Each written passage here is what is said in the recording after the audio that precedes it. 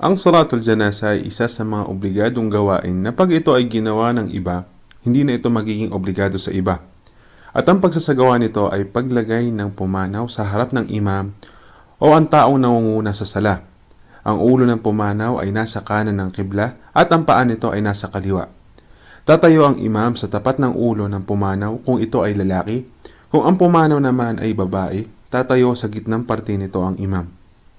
Ang salatul janasa ay sinasagawa sa apat na pagtataas ng dalawang kamay at pagsabi ng Allahu Akbar o tinatawag na takbirat.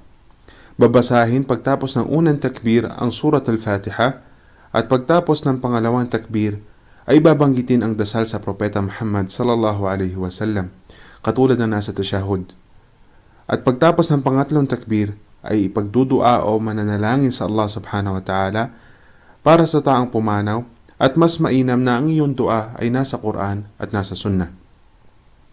At magtatakbir ng pang-apat at magtataslim o ihaharap natin ang ating muka sa kanan ng isang beses at kung dalawang taslim sa kanan at sa kaliwa ay walang problema dahil ito ay nabanggit sa mga ilang hadith.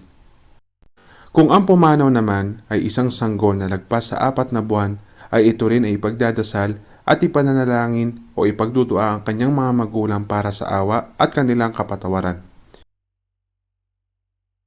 At ipinag-uutos rin ang salatul ghaib o sala sa taong pumanaw at malayo ito sa ating paligid katulad ng ginawa ng Prophet Muhammad SAW kay Najashi. At mas marami na nagdarasal para sa pumanaw ay mas mainam. Sa sinabi ng Propeta Muhammad SAW, walang taong pumanaw at ito ay ipagdadasal ng mga Muslim na umaabot sa 100 kung hindi didinggin ng Allah subhanahu wa ta'ala ang mga panalangin para sa kanya. At hindi pwedeng ipagdasal ang taong hindi nananampalataya. Sa sinabi ng Allah subhanahu wa ta'ala sa Quran, O Muhammad, wag mong kahit kailan ipagdadasal sila, kahit tumayo sa kanilang libingan, katotohanan sila ay hindi nananampalataya sa Allah subhanahu wa ta'ala at sa kanyang propeta at sila ay inabutan ng kamatayan habang sila ay makakasalanan. Hada wallahu a'lam wa sallallahu ala nabiyyina Muhammad.